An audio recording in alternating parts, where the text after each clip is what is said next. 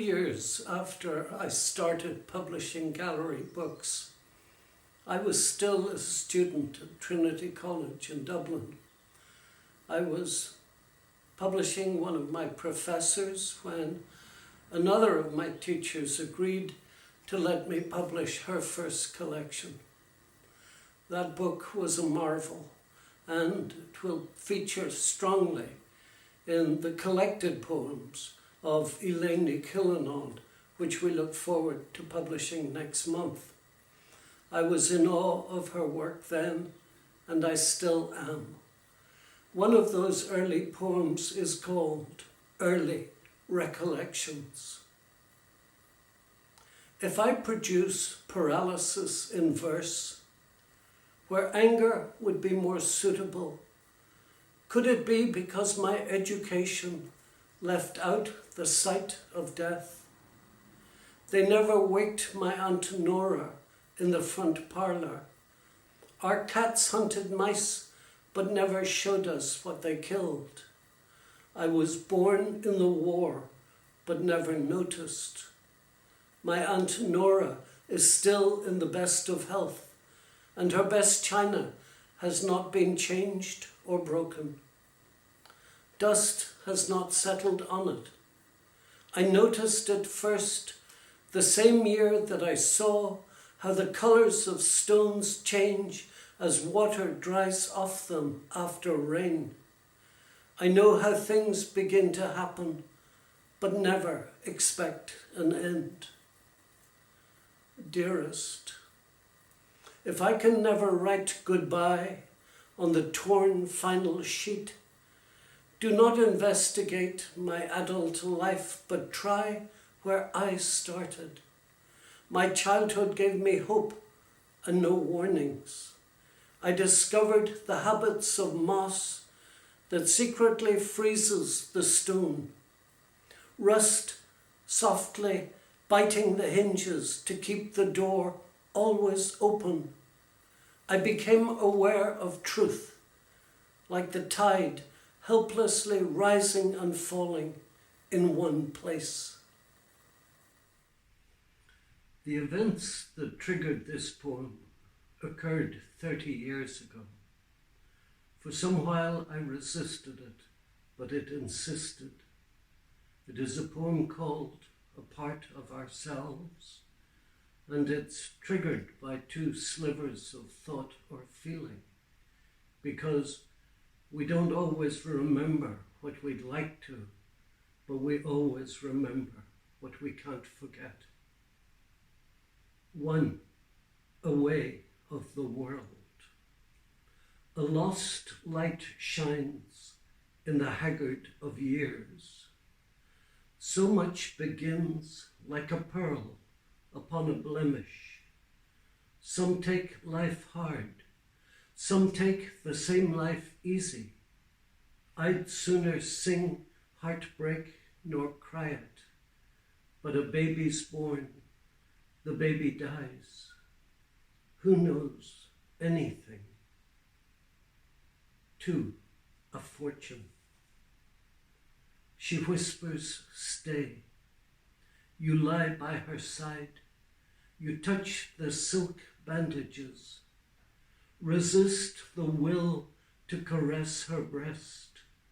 It will fill into a fortune of milk for the baby who died on Saturday. A part of ourselves, in memory of John Fallon, born 7 December, died 8 December, 1990. Forewarned but not forearmed. No, not for this. A word first whispered months ago and longed for longer, tripped on the tongue, a stammer, now a broken promise. Averted eyes, uncertain talk of a certain strange condition. The scanned screen slips out of focus, a lunar scene, granite shapes shifting. We bent beneath the weight of attrition, knowing it might have been worse. We were visited. Now the minutes are grief or grief postponed. Not to remember seems to betray. Laughter would be sacrilege. We will find a way to mind him as a leaf who fell already from the family tree, crushed. He hadn't a chance. We pray at best for the open wound to grow a scar. We welcome him, his deliverance. There are things worse than death. Imagine a man not wanting to live, who could. Now he lies in an oxygen tent in the whispered kindness of nurses. Night and day are one to him. His without hunger, just bewilderment and uncomplaining quiet. Brightly lit, he seems to breathe another air.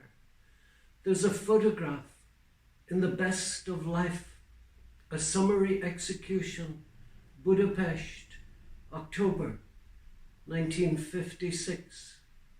He flinched that way from the snapshot glare of the world laid out for him. So they gave her sedatives. I sought and found the comfort of a friend.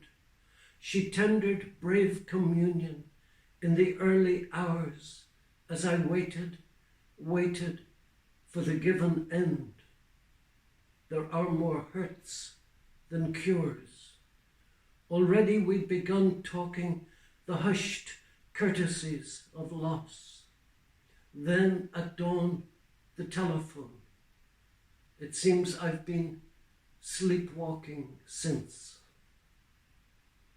We broached the sorrow horde of women, tales unmentioned in their marriages, unsaid to friends, to families. Fellow feeling loosed their tongues about unwanted pregnancies, abortions, miscarriages, as his remains, a fingerful of hair, a photograph, his cold kiss called, remember me. And I stood with him at the lip of graves. She cried from miles away, I miss my baby, as an amputee laments a phantom limb. Time and again, for years and years, I've thought about a corner of Loch Crew, a 3-foot plot for Henry Timpson, born and died September 2nd, 1899, sheltered under ivy overgrown yew, and wondered how you'd walk away from burying a child. Little I knew. Now the sound of a cousin's prayers and Pa Grimes' spade wheels me round, and her sudden, we are leaving a part of ourselves in that ground, the innocent part. He'll die again at Christmas every year. We felt the need grow all night to give him a name, to assert him as a member of our care, to say he was alive. Oh, he lived all right. He lived a lifetime. Now certain sounds, sights and smells are the shibboleth of a season. In a hospital corridor, I held him in my arms. I held him tight. His mother and I, we held our breath, and he held his. First there was Adam, and then Alice, a human harvest. Our wishes quicken into flesh. and yield a human harvest. Remembered, revived, the parts of a family flock home to nest. His sister, our daughter, we clutch her as a text of faith. He needs to know. Will she still be here in the morning? Yes, love, tomorrow and the next. Hello, my name is Grace Wilentz, and I'm recording this video today to congratulate the Gallery Press on 50 years of a vital and enduring contribution to Irish literature. Funny enough, some of the books by the Gallery Press are a big part of the reason I now live in Ireland today. As an undergraduate, I'd read some of Nuala Ní Dhomhnall's work in translation and thought I'd love to be able to read this in the original, which led me on a journey towards learning the Irish language and then eventually coming here and making Ireland my home. So I'm going to read today a couple of poems, one by Nuala Ní Dhomhnall, whose work I deeply admire, and another poem from my forthcoming debut full collection, The Limit of Light, which is due out with the Gallery Press. So I will read the title poem from Nuala's Northern Lights, first in Irish and then in English. An chwaer a dúi. An chwaer a dúi ólagáin bog bín na crinne. Ag casa a farsad. Siosca na guithe grianda. Os cion olus an dubhagáin. Don moscalach an dáin a feidir yall. Ag sulsiú an bhaine as fair. Chichin brehre na teanga dáanda seo. Chun talamh ceann ar cheann. In a nealta bana is uithana. Nos cortini.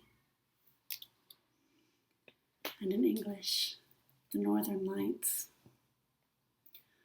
Or aurora borealis, the mellow and melodious lamentation of the globe rounding on its axis.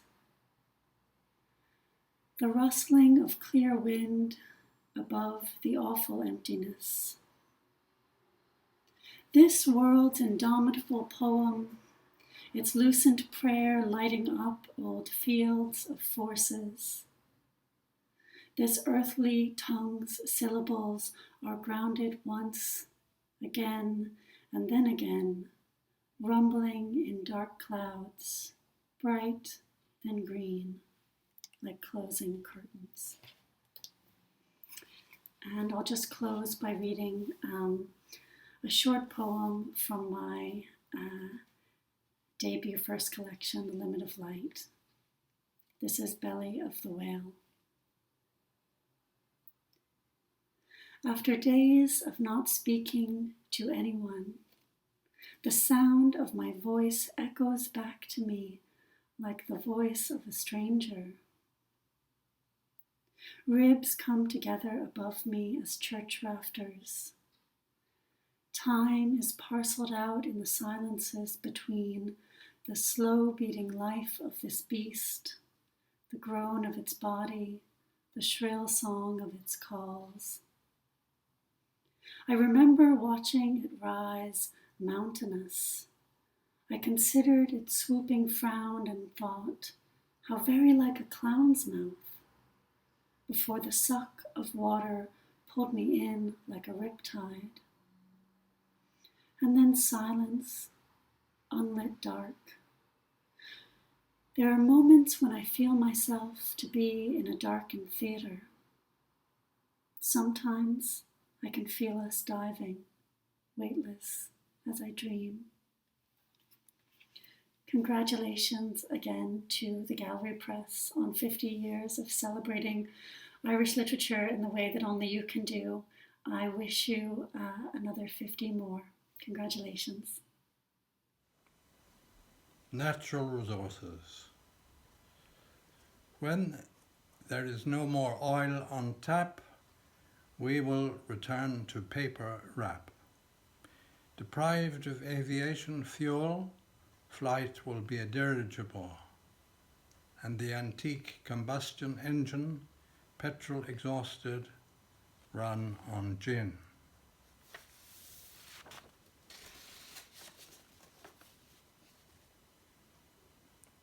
There's been a lot written about the COVID-19 pandemic, and this next poem is part of my own contribution to the virus literature. It's about the video clip of a fox in Dublin during lockdown, when the streets were briefly deserted. I'm told the fox, Sam, was locally famous even before the clip went viral, so to speak. A fox in Grafton Street.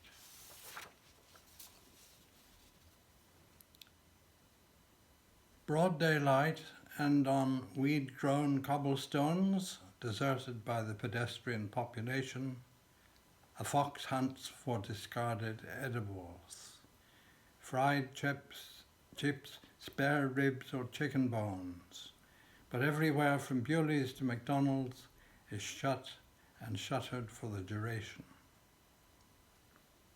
Sam's a celebrity fox, an online hero briefly promoted to the infosphere, his bold image shared by a world of folks anxious like him for sustenance. Can a fox not do its solitary, unorthodox research without some human interference? Desperate now, he quarters an empty strip, sniffing at every drain and rubbish tip. This should be a great time for foxes, but there are no scraps, no pizza boxes stuffing the bins so they overflow. The young aren't going there right now.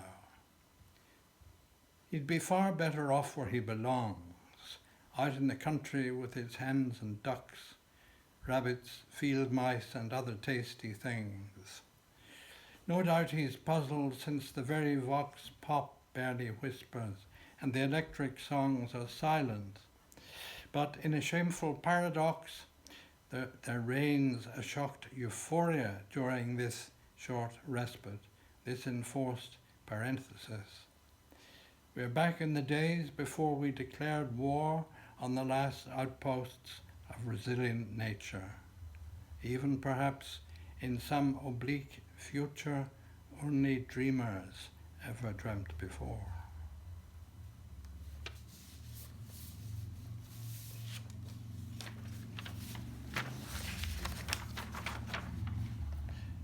My ex-student Sarah Barkley, now Tolchin, went off to Berkeley, California to do postgraduate work and still lives there. Her poem, South Beach, from the collection What Just Happened, is about her teenage daughter. It's a beautifully crafted piece of work, deceptively uneventful but full of feeling. South Beach.